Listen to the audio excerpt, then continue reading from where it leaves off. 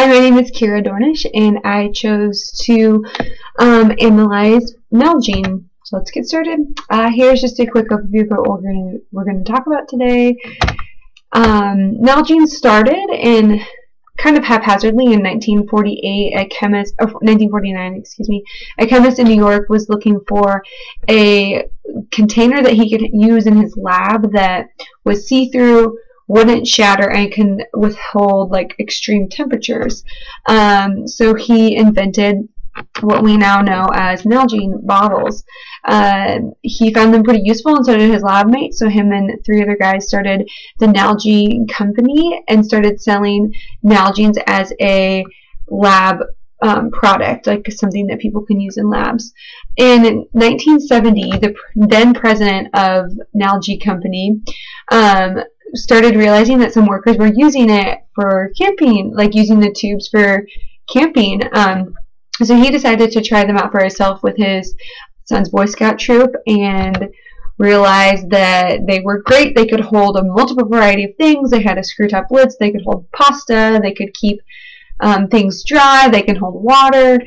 And so that's how Nalgene came about. In 1985, Nalgene merged with Nuke AS to make Nalgene Nuke International, and then in 2004, Nalgene Nuke became a subsidiary of Thermo Fisher Scientific, and then now it's known as Thermo Fisher Scientific. So Nalgene isn't its own company; it's a part of a company. The mission of Nalgene is to help people simplify their lives while respecting the environment, and their vision is to produce reusable and virtually indestructible bottles that allows their mission to become a reality. Some of the trends that I've seen since the company has started in my research was that Nalgene first became known by campers, hikers, and outdoorsmen as being indestructible. That was one of the first things that people would know about Nalgene. And then by the 1990s, it became just a staple piece in a backpacker's arsenal. And since then, they've kind of broke through the door of the specific niche of outdoors people and jumped more into mainstream. You can see that with more like college students having Nalgenes who maybe aren't rugged outdoorsmen, but they still enjoy being active. And now, like, since the whole eco-friendly movement has started, they've kind of jumped on that too, and have focused on people can do their part in saving money and saving the environment by using reusable water bottles. Some of the things that the brand of Nalgene is known for is, one, being indestructible. We already talked about that. I mean, I've heard crazy stories of people who run over Nalgenes with a car or a truck and they come out unscratched. Another thing is the outdoorsiness of it. So Nalgene started with people who were using them outdoors and in outdoorsy situations, and so that kind of just stuck with it. Also, it's known for being authentic. So it gets its roots from being created in a laboratory, and so that kind of makes people feel like, oh, this is what scientists use. This must be the real deal. It's also kind of, like I said earlier, it's kind of gone from like a rugged outdoorsman to now hipsters use it. So if you walk into like a rock climbing wall, I'm sure everybody there owns a Nalgene and has it. Also, like I said earlier, it's very versatile. So like people who do use them on a regular basis or for out like camping or backpacking, like you can store anything in there that you don't want to get wet because the lid is sealed. And also it's eco-friendly. That's something that they've jumped on and they've embraced, and yeah, and also you can tell, like you can see the identity coming through in the images that they put in advertisements and the messaging that they use. So they just use super beautiful pictures, like in the ads that I've seen, they've used super beautiful pictures of the outdoors and like the people in them who are using Nalgenes. And even though like that's not something that I'm ever going to do, I can connect with it because that's something that I like and I value, and so I think that's something that they've really hit on pretty well. Let's see here. Okay, so let's talk about the product. The one we're going to be talking about is the wide mouth water bottle. Some of the cool features of it is it has a screw top lid that's watertight. Like I said, water won't come out and nothing will come in if you're trying to keep something dry inside. Another pretty unique feature is that the water bottle has volume measurement on the side, so it's kind of fun because it throws it back to the laboratory roots that the company has. The lid is also attached to the water bottle, which I find really convenient because I don't lose it. And it also makes it easy to carry things, carry it because you can hold on to it or attach a carabiner to it. They come in a lot of different colors, and they're very, very durable.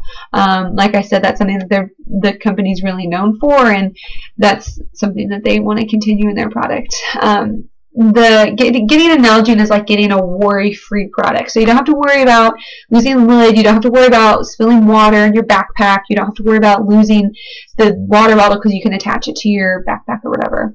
But I would say that the main selling point of this product is the culture and the idea that comes around a Nalgene, and that it's for active people and people who are into outdoors things and those sorts of things. So let's talk about the brand strategy. Their target audience is just outdoor enthusiasts of all ages. So they have kids Nalgenes, they have regular Nalgenes, and anybody can use them.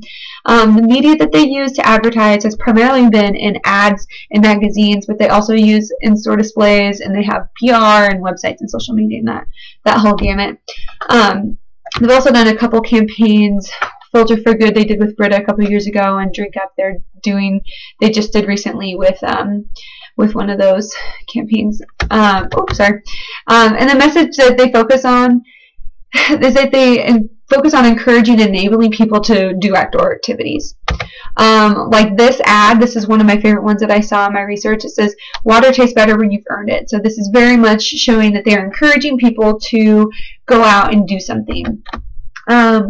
So this brand strategy, the brand appeals to audience's adventurous side. I would say that probably almost everybody has a side of them that wants to be adventurous and wants to go do exciting things, and this is getting an Nalgene is a way of satisfying that. Even if you're not actually going out and doing those things, you can be a part of the culture and be a part of the people who are into that by having an Nalgene.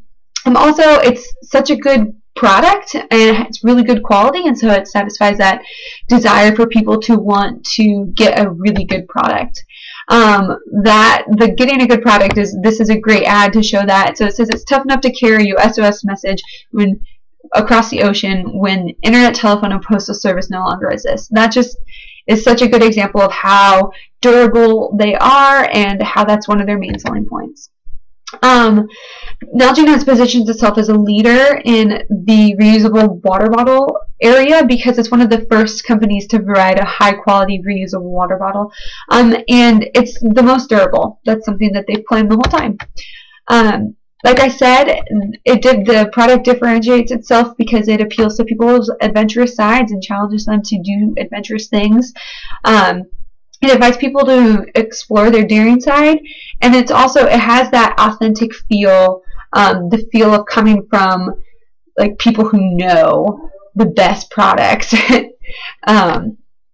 So it was hard to determine the sales of Nalgene because they're a part of a different company, and they didn't really nothing that I could find really showed Nalgene specific sales. However, the company by itself saw an increase from 2012 to 2013 of $580 million, which I think is a lot. The online perception of Nalgene has been really positive and in line with the brand image a lot of outdoorsy people approve, and there weren't very many negative things. So let's talk about the competitor Camelbak. So Camelbak was created out of a need to have water at hands-free access during long periods of time. It first started out with this guy who was really into cycling and did long cycling competitions. And so he had the idea of filling an IV bag with water so he could drink it throughout the trip. Its original market started with long bicycling competitions and the people who participated in them. And then after that, in 1989, Camelbak was formed. Its mission is to continuously reinvent and forever change the way people hydrate and perform. And their vision is to replace bottled water at the most common way to hydrate. Some of the trends that I've seen in this when I research is they've been a steady player in providing convenient, long-lasting, efficient water sources. So they're all about hydrating and being convenient. They also started to provide equipment for the military, the Marines, and for global law enforcement. So that's something that they did. And now they have this idea of, and they have a trend of being a part of just everyday people's life. So there's really no specific Camelbak user. Anybody can use it. Like I said, they're known for being convenient and effective and leading the way in new ideas. But they kind of have two personas. So there's kind of like this military side that's like ooh, we're an athlete, we do tough things. And then there's also this like everyday sort of user, like sorority girl side that everybody can have one. So the product that we're going to be talking about is the Eddy water bottle. It's the one with the straw and the thing that pops up and you can suck on it. So that's one of the things. It has a cool straw that can be folded down and sealed. It comes in many colors. It also has a hook that you can attach something to so you can carry it easily. It's eco-friendly, and it's a cool thing to buy to gain social status or to be approved by your social peers. The target audience is 18 to middle-aged men and women, excuse me, the upper middle class who are active. The media that they're using currently is magazines, online ads, websites, social media, and PR. So very similar to Nalgene. And the message that they send out is Camelbak's got your back. I really like this. It's kind of fun. They put out this message that you can depend on Camelbak to be there when you need to get hydrated. And then you can see that this is their current profile picture. So Camelbak's got your back. Some of the brand strategy that they've used is that it appeals to people because they can trust it because they have their back, and that the products are convenient to use. They make good, healthy, eco-friendly products, and that's something that really appeals to people. They position themselves in like their BPA status. So they were the first plastic water bottle to come out and with a BPA-free water bottle. So that just puts them above the edge and also continues with the, hey, we got your back, we're looking out for your health. They differentiate themselves, again, by being trustworthy and being convenient, being eco-friendly, and they also have that military connection, which kind of sets them apart a little bit. From 2013 to 2012, Camelbak saw a decrease in sales by $17.7 million. This is probably because their contract that they had with the Marines ended. And they claim to be the #1 market share and position for reusable water bottles in the specialty channel, but I mean, there wasn't anything on Nalgene, and so I don't know how reliable that is. Their online perception is really good, but they did have a lot of bad reviews that I saw about the rubber mouthpiece and it collecting residue and mold, which is not good. I conducted 3 interviews with 3 people who all owned either Nalgene or Camelbak. One of the main reasons why they are motivated to buy was to have a reusable water bottle that would save them money and the environment. They all were looking for a product that was visually appealing, and there is a perception that Nalgene users are a certain type of group, but that anybody could own a Camelbak. Some of the differences that the people talked about was the different mouthpieces and the different images that came to mind when people thought about Camelbak. So, and Nalgene. So Nalgene was like outdoorsy, hiking, camping, and Camelbak was active, like sorority girl and military. So then this led to a survey that I conducted, and here are some of the results that I found. More people own Camelbaks. However, the people who own Camelbaks use them less than the people who own Nalgene. So Nalgenes get more use, but more people own Camelbaks. That could all go along with the people are trying to gain social status when they buy a Camelbak. People purchase Nalgenes because of their functionality. People purchase Camelbaks because what it looked like. And then also they talked about personas and fitting into a different persona with each product. So what is the big deal here? So Nalgene can compete with Camelbak because of its legacy and authenticity. It's like a cast iron skillet. It's tried and true and it stands the test of time. But for now, Camelbak is kind of a fad. It will come and go, and not very many people who own Camelbaks use them regularly, so that doesn't really lead to a loyal consumer base.